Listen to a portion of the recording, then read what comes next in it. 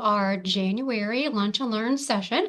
I'm very excited for this presentation today. So thank you to Dr. Lori Pence for presenting on the Indiana High School Diploma Redesign. Dr. Pence, the Associate Provost for K-12 Programs and Partnerships, serves as the statewide lead for BU's dual credit programming. She provides strategic direction to the leadership team for the Academic Early College, CTE Early College, and Project Excel.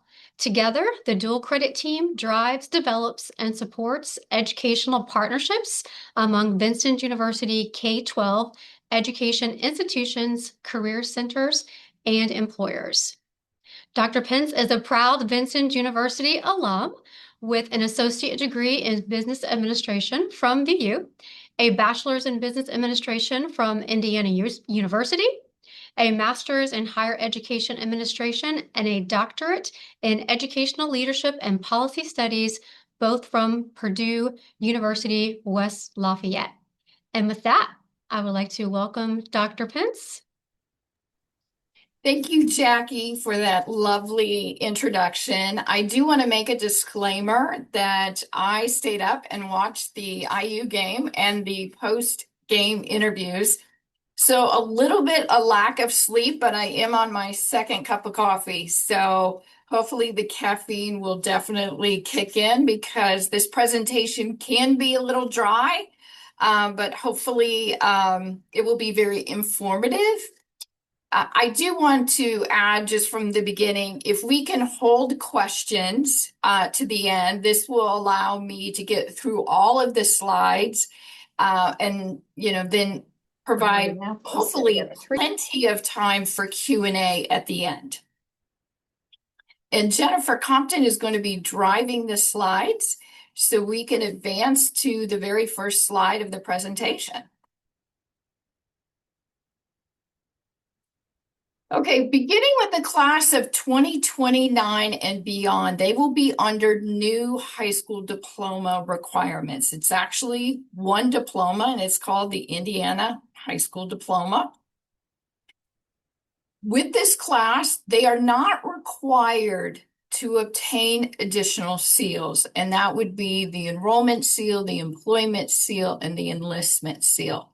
However, students and schools have been given the option to become early adopters, beginning with this academic year of 25-26. In that case, all early adopters must graduate with one of the seals.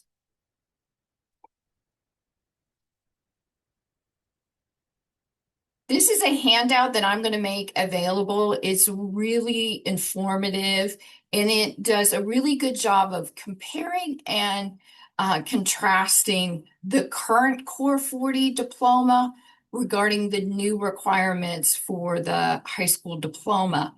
The only thing that is going to remain the same is English credits are still students are going to need to still obtain 8 credits. The remaining sections all have changed. So again, this handout will be made available for you, and it's really good to be able to compare and contrast what we're currently under and what students will be moving towards beginning with 2029. So advancing to the next slide, this is really a breakdown of something that really garnered a lot of attention when the diploma requirements were being unveiled and vetted, and that is the math credit. So currently under the Core 40, students are required to take Algebra 1, Geometry, and Algebra 2. With the new high school diploma, they are no longer required to take Geometry and Algebra 2. They are required to take Personal Finance, as this was passed out of the General Assembly last year, and then they will choose to take 4 additional math credits. The same with science. All students are going to be required to take Biology 1, but they're no longer going to be required to take Chemistry and Physics 1, similar to what is occurring now under the Core 40. They will be required again to take biology 1 and computer science. Again, computer science was adopted by the General Assembly that requires all students attending a public high school that they would need to take.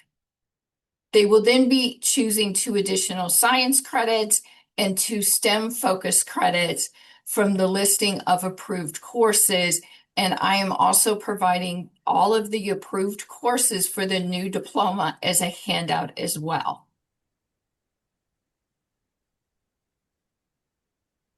Another, I would say, major change with the new high school diploma is, well, one, students are no longer required to take world language. They are opening up the personalized electives from 6 credits to 12 credits. Again, they're wanting to provide more flexibility for students to take advantage possibly of work-based learning, of being able to customize the courses that they're going to take and align them with their post-high school plans. You will also see that 42 credits is now going to be needed for the new high school diploma. Okay, Jennifer. Here is the handout that I just referenced. So if you're curious about what type of math courses can they now take since they're not required to take geometry or algebra 2, or the science courses since they're no longer required to take chemistry or physics, this will give you an idea of what has been approved for the new Indiana diploma. This list will be updated annually by the DOE.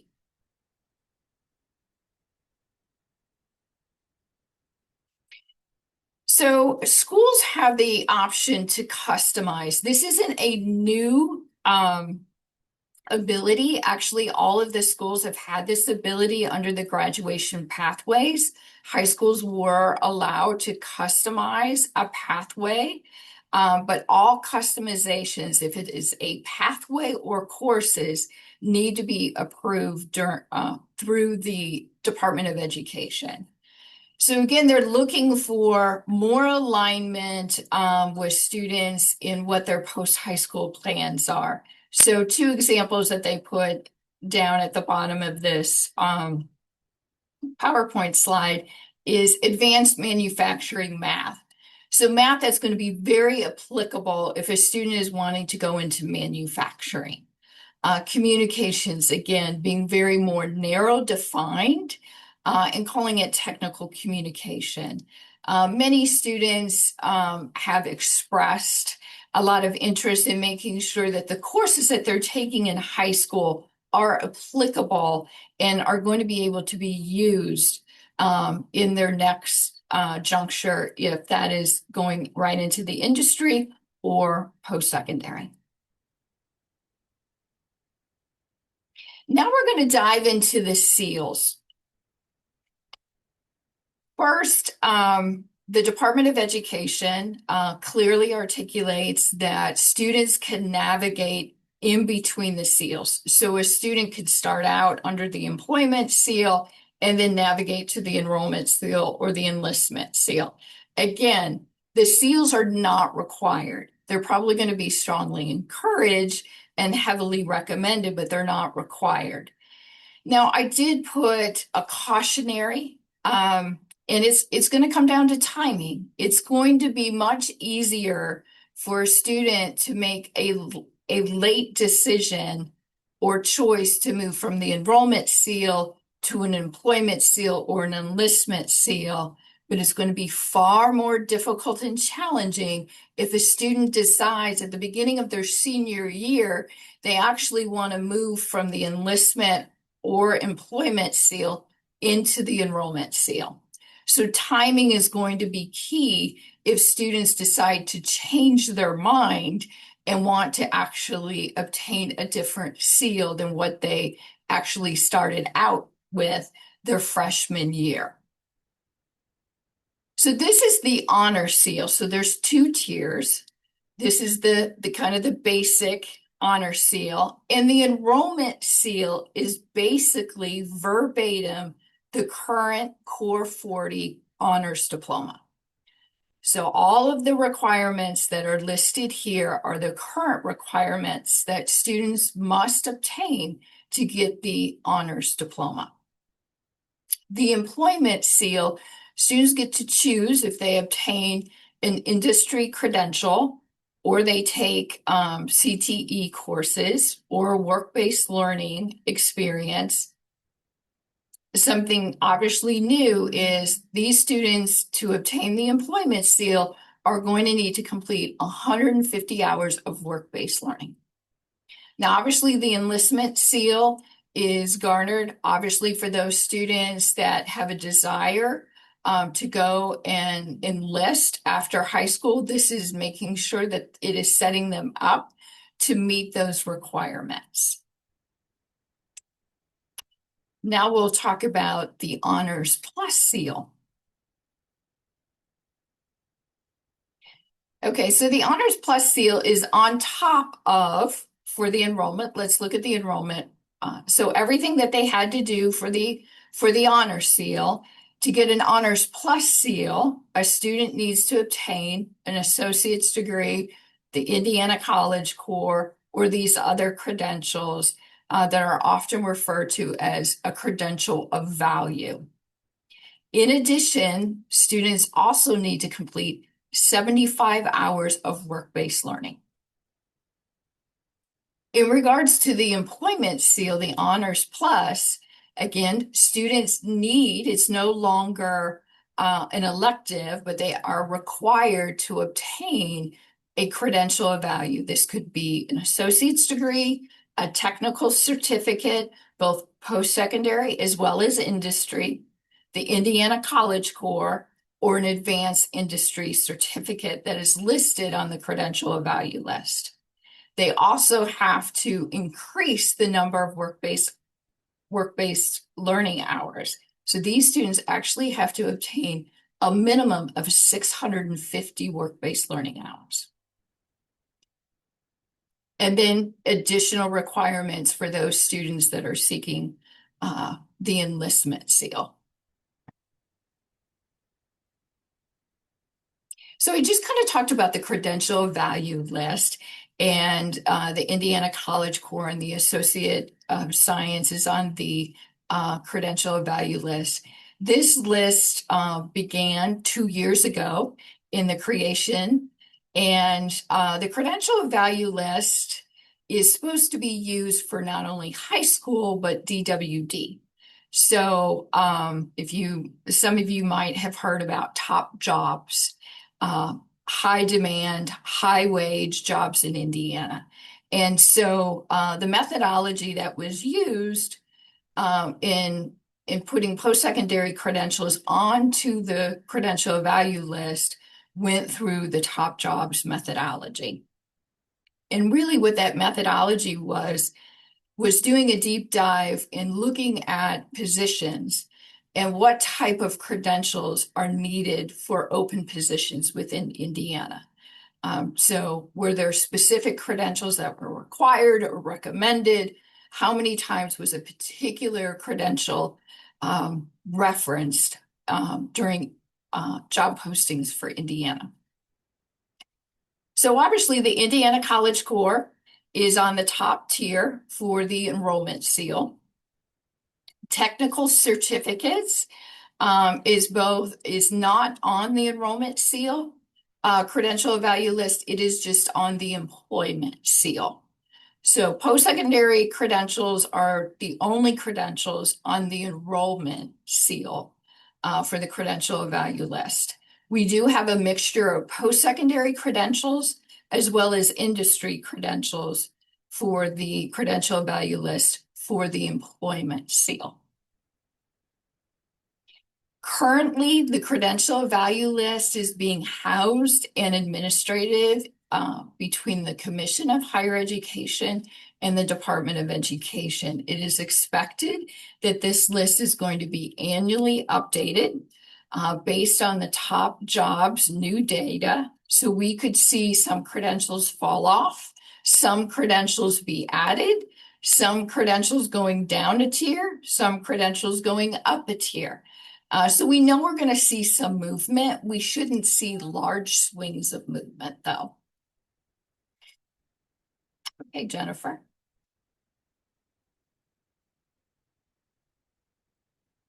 So I do want to kind of talk a little bit more about the honors or the enrollment plus seal because there are some extra benefits. So the state is incentivizing students to go up and beyond. Just don't get an honors seal, but get an honors plus seal.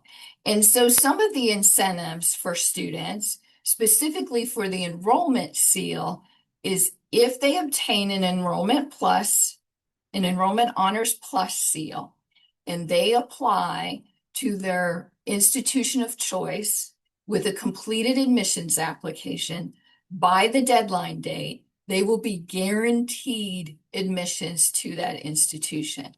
This includes Purdue West Lafayette and IU Bloomington campus.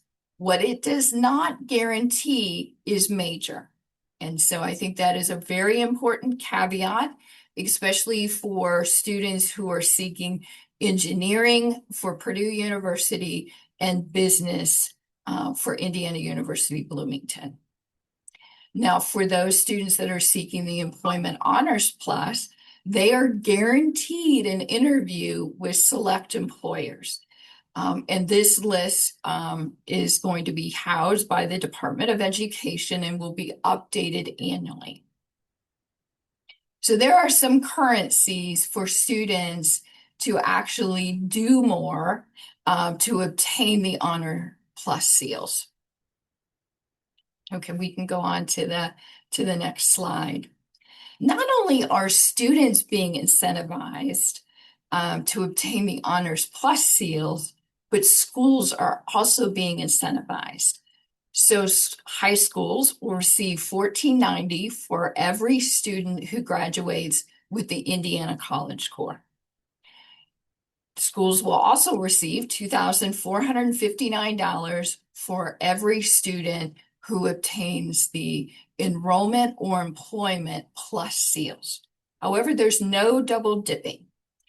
So if a student actually obtains an enrollment plus seal, and they do that by obtaining the Indiana College Core, that high school is not going to get paid $14.90 for the ICC and then $24.59 for the enrollment plus seal. That school will just receive $2,459 for that student obtaining the enrollment plus seal.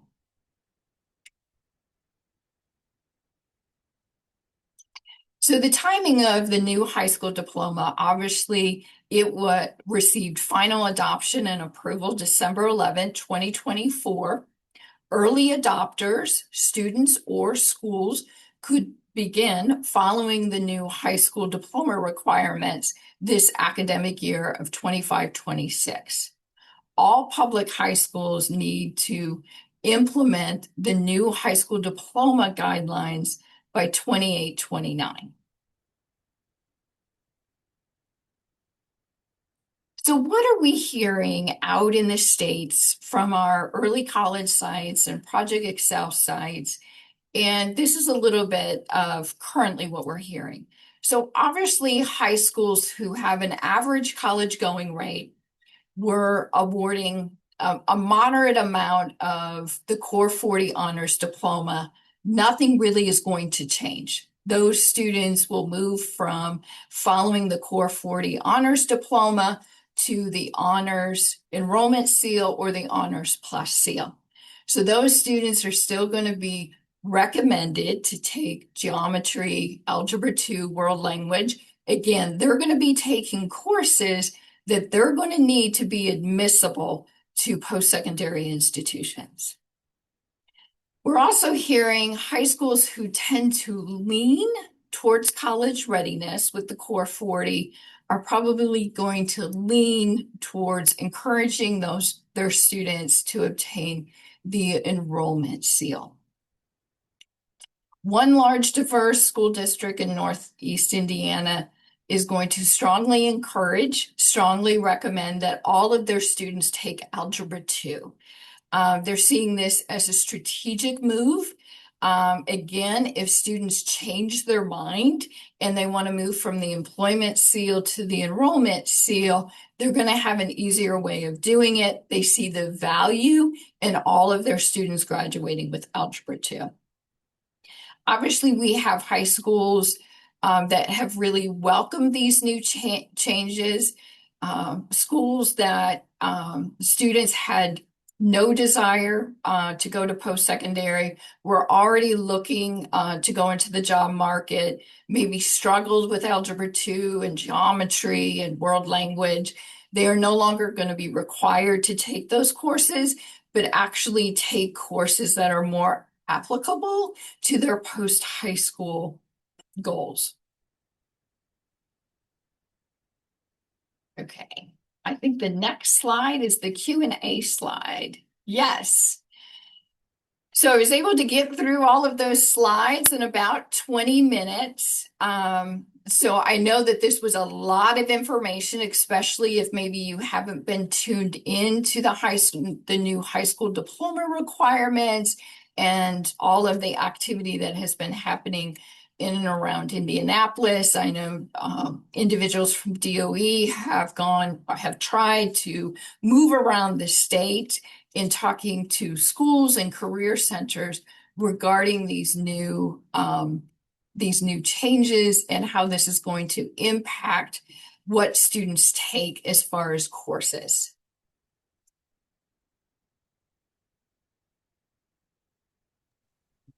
Hi, this is Kim. I have a couple of questions. In the employment seal, they talk about under the an approved career preparation experience aligned to Indiana's CSA program. Can you tell me what that is? The CSA program? That's the scholarship accounts. Okay. Okay. Are you Okay. familiar with the CSAs? I know when you say it like that way, yes, I know there are accounts for them to be able to utilize for different activities in high school and things like that. So I've heard of it. So I just never heard it with those abbreviations. So Yeah. okay. So with Right. with training opportunities that they maybe the school's not offering, and they could go to another school. They can go directly to the industry. So it's funding to allow those students to get the training that they desire. Okay. Then my next question underneath that, it talks about completing 150 hours of work-based learning may include multiple experiences that are paid, unpaid, on-site, or simulated. Can you give me kind of a definition of particularly the simulated? What are they looking for there? And who makes that decision?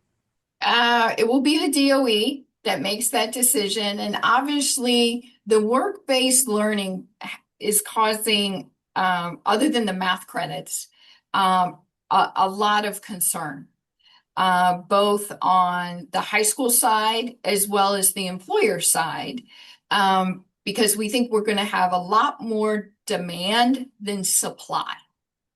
Especially, given that school districts, some are in rural areas. So employers that are close in proximity are not going to be as large as someone who is attending Ben Davis High School.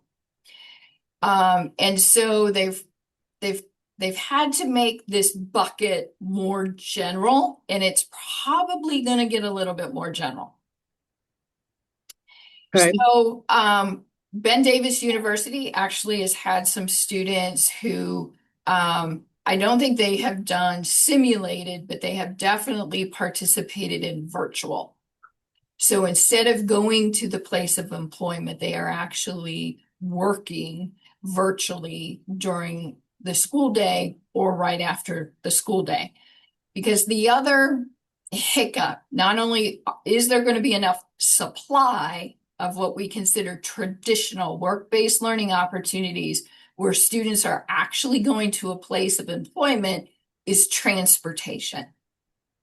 Mm-hmm. So that is another barrier. So they're really looking outside the box creatively. So it might be a capstone course, might be considered work-based learning. That's what I was getting ready to ask, if they have any guidelines, or, if they're doing, hands-on activities on real world in industry equipment, things like that. Would that be considered work-based learning hours? Things like that. So are there any guidelines anywhere we can look through to know exactly what would fit this category and what doesn't? The DOE has not come up with real clear-cut guidelines. They're still working through that. Again, I think they're really wanting to make this bucket very, very general, which is going to allow for more students to be able to check this box. And so that is what is currently being hammered out by the DOE. Okay. And Okay. then one last one. You were talking about that Indiana, the credential of value list. Can you possibly send out the link or wherever we can find that? And then you said it's probably going to be updated annually. Do they have a date? Is there a date annually they're going to send out the new list, or will that slide or change a little bit too? So they're getting ready, hopefully by the end of this month. It was supposed to be out last month, but there was some changes to it. And so I will send you the link once it's released. Now, for the post-secondary enrollment seal credential of value, only credentials 30 credits or more are applicable to the credential of value list. So VU will only see CGs and associate degrees.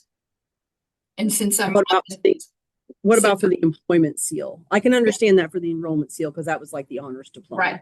But So I'm looking primarily at the employment seal. okay. For the employment seal, again, it had to go through top jobs methodology. And so if it was a 3, 4, or a 5, it will be on the list. Okay. So that is where we should be seeing some of our CPCs and CGs as well as associate degrees. What I will say is the Associate of Science of General Studies is not on the credential of value list. It did not score high enough in regards to the top jobs methodology. However, the Indiana College Corps is embedded in VU's Associate of Science of General Studies. So if a student obtains the General Studies associate degree, by default, they are earning the Indiana College Corps, which is on the credential of value list. Okay. And then it's only those plus seals that they get the incentivized money, the 2,400, the 2,459. It's only for the plus, not these basic seals. Is that correct? Not for the honors seal, correct. Only Okay. for the honors plus seal. Okay. All right. Thank you. Right. And so with the honors seal for the employment, they weren't required to obtain a credential of value. It is one way for them to meet the requirements. However, that changes with the honors plus seal, where they are required to obtain a credential of value. Hi, Dr. Dr. Pence. Pence, there was also a question in the chat. Do you know how the honors scholarships will be awarded at the college level with these changes? Marty addressed that specifically to me. Thank you. Okay. Okay. Hi, Dr. Pence. Nellie Jones, Program Director of the Practical Nursing Program. I'm going to kind of continue on with this discussion about the employment plus seal, the honors, where they have to get the credential, because I'm very aware that the current outlook is to incorporate LPN programs into the high schools. I've got multiple questions which may require you and I to sit down and have a discussion. However, one question that I do have that is very particular within healthcare, and I don't even know if that is on there. I'm anticipating if not, it will be. Have we looked at the legalities involved in a high school student with age parameters and legal responsibilities in some of these higher level degrees? Has that been looked at and evaluated? For instance, if a healthcare facility, let's say we want to do an LPN program, and that student is 16 years old, there are a lot of responsibilities that you are looking at with nursing. How can you hold a 16-year-old legally responsible whenever they're not even considered quote unquote an adult yet. Have those types of questions been explored and evaluated? They're being explored not only for the example that you just gave, but going back to work-based learning, there are a lot of companies, manufacturing being one of them, Lilly being another, where they cannot allow a student under the age of 18 on the floor. So it's a risk. So their legal counsel is saying you can't do this. Your insurance company is saying you can't do that. Again, this is another constraint. Again, it is great to give students more hands-on experience early on, exposing them to things, things that maybe they're going to like, maybe things that they decide this isn't for me. So it's valuable, it's applicable, but there's a lot of questions and concerns about how are we going to make this work? Yes. Also, once they are on that track, you're kind of committed to that track. Then what happens to the student if they're not successful? I have all kinds of questions. There again, it may be a separate conversation that you and I Yeah. have. Just Yeah, absolutely. We can have that separate conversation. So if a student, yeah, that's why I was saying if they go down a seal and then change their mind, they need to change their mind early on. It's kind of like a major. The earlier that they change their mind, it may not negate their time to degree.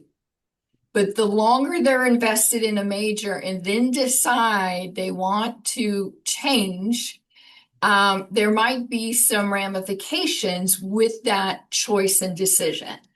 This is the exact same thing with these seals. It's going to be harder to navigate from one seal to another, especially going into the enrollment seal. But yet, students are not required to graduate with a seal. So if they go, their freshman year, they say, I'm going to, follow the employment seal, and they start doing some things, and then they find out that, the coursework or the work-based learning hours, they don't want to complete that, they can just drop out of that seal, and they'll just graduate with the high school diploma and no additional seal. So students won't be negatively impacted that way. But it is unfortunate that we know students change their mind, and they change their mind often. And so there are going to be some negative ramifications for students who maybe wanted to obtain a seal, but for whatever reason, they were not able to complete all the requirements for that seal, or they changed their mind and was not able to complete all the requirements with the new seal. awesome. But I'm happy to sit down and kind of talk through a lot of the questions regarding health sciences and the nursing, because you're right, there is becoming a significant push, not only with the new high school diploma, but the youth apprenticeship program that Indiana has invested a lot of time and money, and it is getting ready to be implemented fall of 26. So I have been involved in the planning of that, the meetings of that, and obviously they have gone over to Switzerland. They have invested, again, a lot of time and energy and want to bring a more formalized apprenticeship program to Indiana. Basically allowing students, possibly their entire junior or senior year, to not really be at school, but actually be at a place of employment, completing an apprenticeship. So that was another reason why they wanted to redesign the high school diploma and make it far more flexible for those students who want to participate either in a lot of work-based learning or want to participate in a youth apprenticeship program. Thank you very much. Uh-huh. I have a question on the work hours. This is Jessica Hess. Mhm. Do they have to happen during the school year, or can they be like accumulated over summertime? It could be accumulated over summertime. Okay. Yeah. And so the clock basically starts their freshman year, if they're getting that 650 or the 150 requirement. All right, thanks. Uh-huh. The other question or concern I know Michelle brought up is obviously, again, with all this, effort and focus on high school students with work-based learning, we also have college students who need internships. So again, there's going to be a whole lot of demand, not only from high school students, but college students that are needing applicable experience. And there's going to be a crunch. So there is a definite worry and concern. It has been vocalized by many businesses. Again, they want to participate. They just have a lot of concerns about what they're going to be able to do and how they can be a partner with the DOE.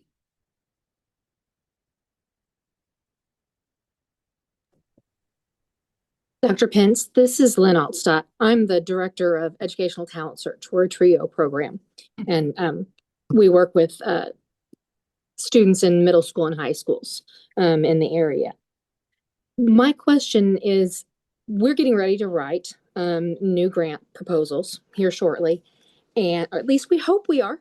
And we have to define a rigorous course of study. Previously, with the Core 40, that has been very easy because the Indiana State Board of Education, they defined Core 40 as a rigorous course of study. In previous webinars that I've been on with the state, they kind of, whenever you say, well, what's the new definition going to be of a rigorous course of study? They're like, what? So I'm wondering, have you heard anything? Have they given any more thought to what their new definition of a rigorous course of study is going to be? Because that matters to the Federal Department of Education as to, that's one of the options that we have as a program of defining rigorous course of study. Otherwise, we could have to use the federal definition of that, and we don't want to have to do that because that involves multiple years of foreign language and such. And so just curious. Yes. So when the first version was unveiled in August of 24, it caused a lot of concern for post-secondary institutions, a lot, because there was so much flexibility, taking away Algebra 2, geometry, world language, chemistry, physics, that's rigor.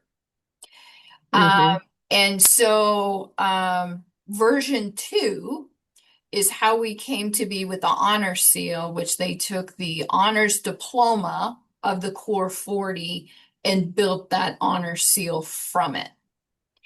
Okay. In regards to rigor, this was quite contentious, this whole process, especially starting with draft 1. They got a lot of pushback in saying that the new high school diploma was actually less rigorous than the Core 40. And Secretary Jenner took offense to this, as did the DOE. And they're not going to come out and say that the new high school diploma is less rigorous. And it all depends on what that student takes. Now, I would say when I'm interpreting rigor, I would say the honor seal, the enrollment honor seal is rigor. But are they going to come out and actually define that? Because if I don't have a definition from the state of Indiana before I have to write, which could be any time now that the RFP is going to drop, I'm going to be in trouble. Okay. I don't know if they're ever going to come out and say it, because publicly it could cause them some concerns. In this sense, they could say our employment seal is rigor. Work-based learning has a rigor component to it.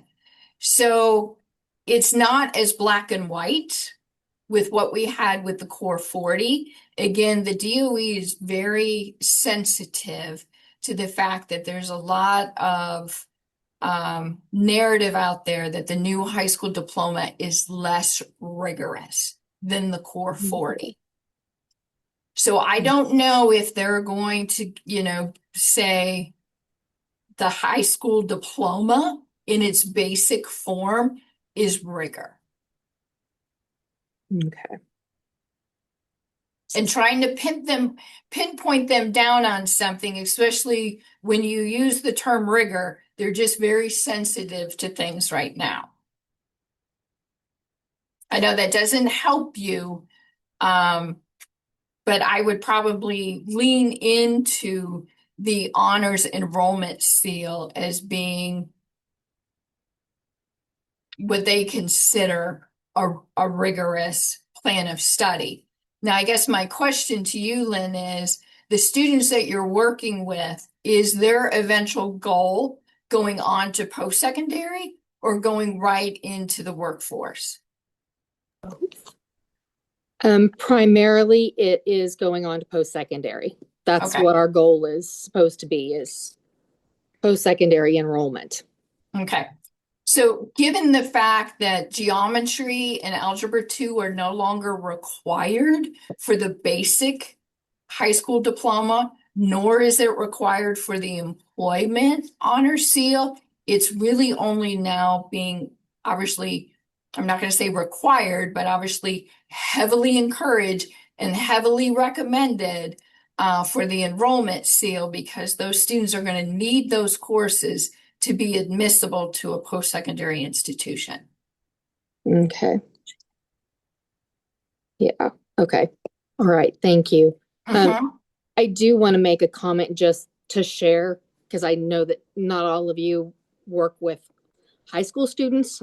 Just as a heads up, I had an interesting conversation with a young lady who was a junior at one of our schools early in the fall, and she wanted to go on to be a doctor. And all of this is very confusing to the students. She was actually telling me about how she was planning to go to the nursing home and get her certification as a nursing assistant for the nursing home, instead of taking rigorous science courses that would get her into some type of program that would be a bachelor's degree that would get her into medical school eventually. And so we had quite a conversation, and she had no idea that going that path to explore while she was in high school could actually harm her in the long run. So if you get a chance to influence the high school students, definitely have those conversations with them about being balanced between their courses that they are taking in high school and what they really need as far as being able to move forward in college, because some of these certifications that they can take, and they get thrown out the bells and whistles, what they can see and what looks fun to do, but actually then colleges aren't going to accept them, and their dreams can be shattered very, very quickly as far as, what they want to do with their life and what they're capable of doing. I mean, this was a student who was almost a 4.0 student. So, just kind of a caution there. Yes, you bring up a valid point. Obviously, it's great to provide students more freedom, more flexibility, the ability to customize their plan of study in high schools. But we have school counselor shortages, and now school counselors are going to have to work individually, customize plans of study. What, are you going to obtain a seal? Are you thinking about post-secondary?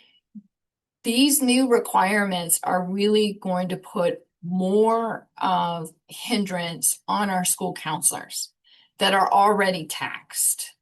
And so, leading to your point, if you don't have a parent who went to college and can provide guidance to their child on what courses they need to take, there are probably going to be more students who could potentially fall through the cracks now, because some of the guardrails have come off.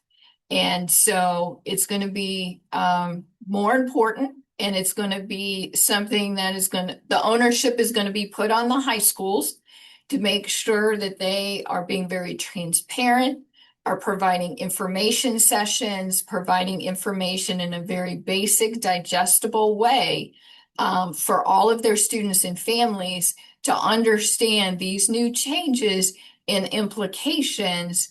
You know, one of Tony and I's main concern, once we saw that Algebra 2 and geometry were no longer required, and we know students change their mind, not only in high school, but after high school. So if they follow an employment seal and don't take Algebra 2, don't take geometry, and then decide they want to go on to a post-secondary institution, the only two institutions in the state of Indiana that student will be admissible to is Ivy Tech and Vincent's University. And then they're not going to have the level of knowledge that they would have had with the core 40. So we're talking about maybe possibly remediation may come back into the picture for these students who did not take Algebra 2 or geometry.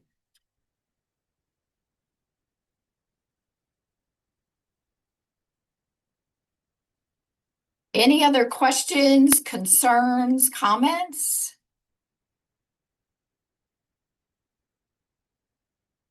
So obviously the DOE is signaling, as is the commission, regarding completions. They are wanting to see a significant increase in completions, especially around the CTE area. That is something that has been a strategic plan. It is great that we have students taking CTE courses. It's wonderful that they're a concentrator, but they haven't been a completer. And Indiana is really wanting to change that. So they're wanting students who want to follow a CTE pathway to not only take those courses and participate in work-based learning, but they want them to obtain a credential. They just don't want those students to complete 6, 9, 12 credit hours of CTE coursework. And something else that came out of the legislative session last year is the commission and the DOE are going to form an informational committee to look at a new funding model for dual credit. So more than likely, we are going to see some caveat again about completions. So it's just not so much that they want students to take dual credit. They want more students to take more dual credit, but they're wanting those students to take the courses that they obtained, and it needs to fit some type of credential of value. They need a piece of paper, and the principals are already feeling the pressure, the superintendents, that when a student crosses the high school stage, they want something other than a high school diploma in their hand. They are wanting one or two other credentials. That could be an industry credential or a post-secondary credential when they cross that high school stage. So I think all of this is, I understand more than I want to sometimes about completion, but I also, and I am trying to find a correct way to word this, is that students who do dual credit college courses there needs to be supervision that these courses are actually college, preparing them for college. That it's not a watered down version so that they can meet high school completion requirements, because there has to be a balance on both sides.